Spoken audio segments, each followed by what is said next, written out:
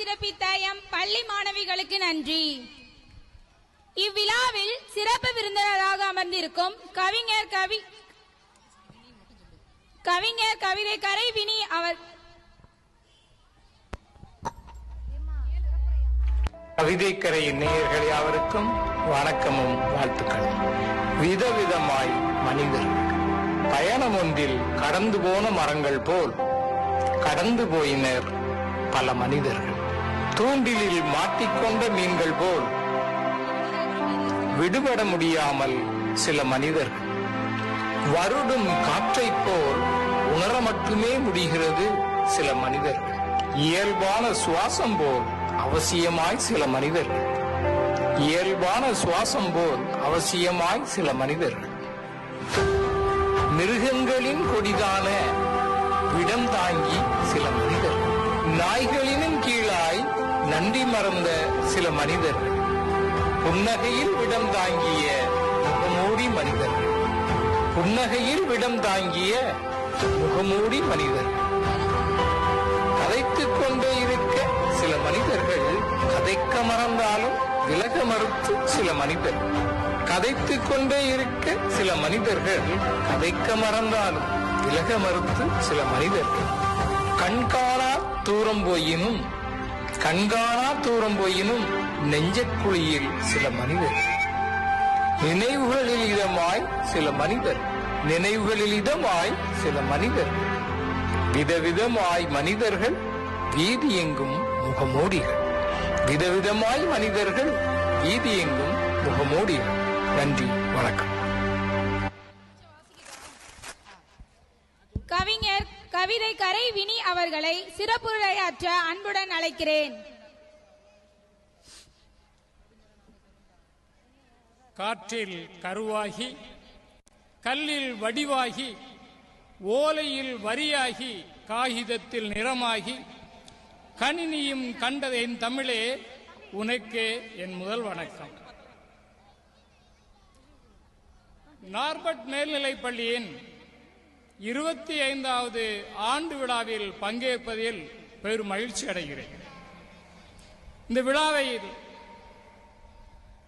அமர்ந்திருக்கும் அத்தனை ஆளுமைகளுக்கும், அருட்பணி தந்தையர்களுக்கும், சகோதரிகளுக்கும் என் வாழ்த்துக்களையும் வணக்கங்களையும் தெரிவித்துக் கொள்கிறேன். இந்த விழாவின் கதாநாயகர்களாக அமர்ந்திருக்கின்ற என் இனிய மாணவ செல்வங்களுக்கும் அவர்தம் பெற்றோர்களுக்கும் என் வணக்கத்தை தெரிவித்துக் கொள்கிறேன். மாணவர்களுக்கான நிகழ்ச்சி, அதனால மாணவர்களை குறித்து பேசலாம் அப்படின்னு நினைக்கும் போது, மாணவர்கள் என்றால் யார் அப்படின்ற ஒரு கேள்வி எனக்குள்ளால வந்தது. மாணவர்கள் மட்டுமல்ல, மனிதன் யார், நான் யார், இப்படி பார்க்கும் பொழுது ஒவ்வொருவருக்கும் ஒவ்வொன்றுக்கும் ஒரு பண்பு நலன் இருக்கிறது.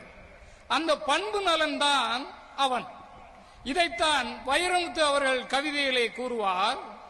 வீசும் வரை காற்று, சுற்றும் வரை பூமி, சுடும் வரை நெருப்பு, போராடும் வரை மனிதன்.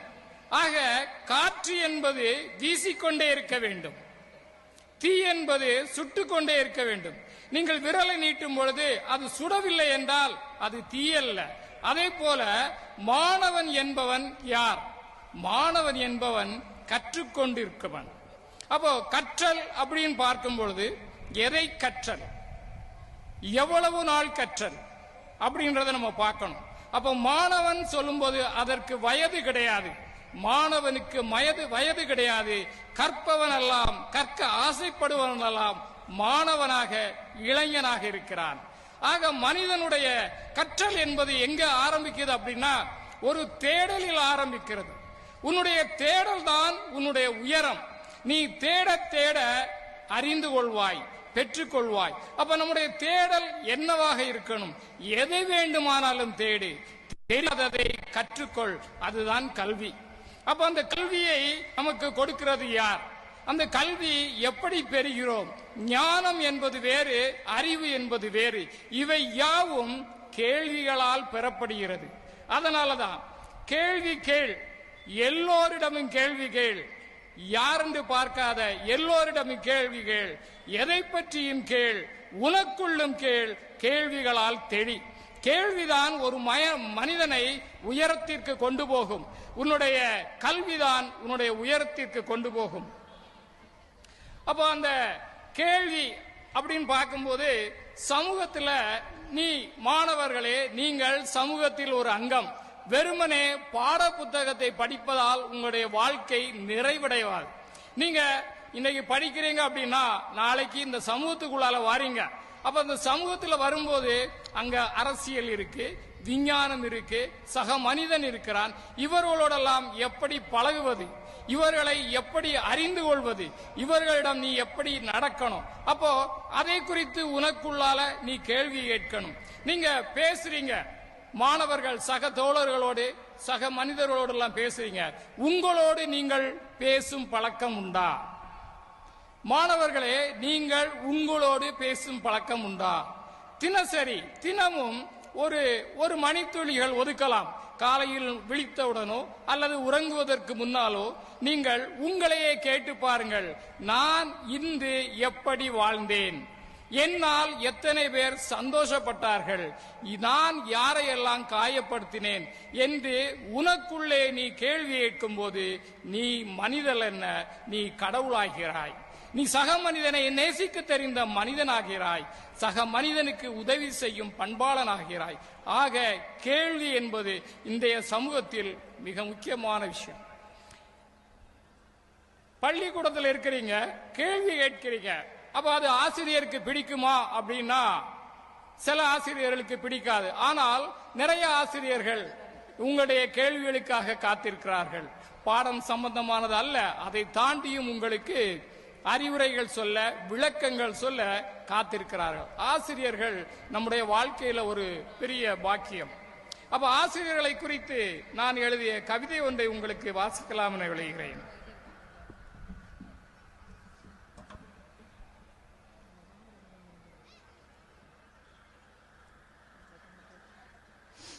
என்னுடைய தொடக்கப்பள்ளி ஆசிரியர்களுக்காக நான் எழுதிய கவிதையை உங்களுக்கு வாசிக்கிறேன். எழுத்தாணி கொண்டோடி முதலெழுத்து எழுதுகையில் என் முகம் பார்த்தவளே, மொழி பிறண்ட வேளையிலே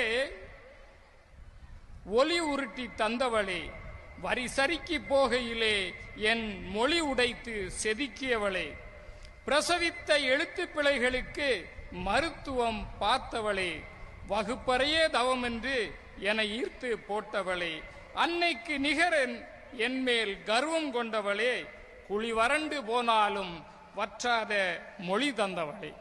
அப்ப ஆசிரியர் என்பவர்கள் நம்முடைய மொழிகளை திருத்தி நம்முடைய வாழ்க்கையை உயரத்திற்கு கொண்டு சென்றவர்கள்.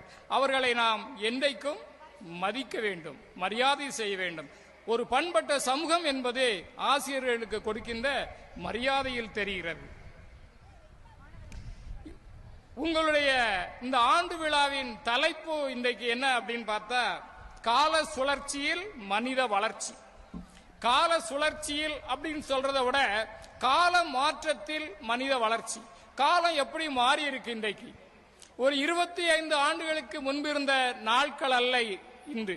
விஞ்ஞானத்தில் நடக்கிற மாற்றம் மனிதனை மாற்றிக்கொண்டிருக்கிறது. அன்று புத்தகம் படித்தலையே கிராமங்களில் திட்டுவாங்க. வீட்டில் உட்கார்ந்து புத்தகம் படிச்சுக்கிட்டு இருந்தா என்ன, எப்போ பாரு புத்தகம் படிச்சுட்டு இருப்பான்னு சொன்ன காலம் ஒரு 30 ஆண்டுகளுக்கு முன்னால் இருந்தது. இன்றைக்கு பெற்றோர் என்ன சொல்றாங்கன்னா, எப்போ பாரு நீ மொபைல் போனே பார்த்துட்டு இருக்கிறா, எப்போ பாரு லேப்டாப்பை பார்த்துட்டு இருக்கிறா அப்படின்னு சொல்ற காலம். ஆனால் இவைகளெல்லாம் கால மாற்றத்தின் வளர்ச்சி. இந்த விஞ்ஞான வளர்ச்சியை நீங்கள் கடந்து போக முடியாது. இந்த விஞ்ஞானத்தை கையகப்படுத்த தெரியவில்லை என்றால் நீங்கள் இந்த சமூகத்தில் இருந்து புறங்கட்டப்படுவீர்கள், ஓரங்கட்டப்படுவீர்கள். விஞ்ஞானத்தை ஆள பழகிக்கொள்ள வேண்டும். கைபேசிகள் இருக்கிறது. கைபேசியிலே நீங்கள் எதை பார்க்கிறீர்கள் என்பதுதான் முக்கியம். கைபேசியை எதற்கு உபயோகப்படுத்துகிறீர்கள் என்பதுதான் முக்கியம்.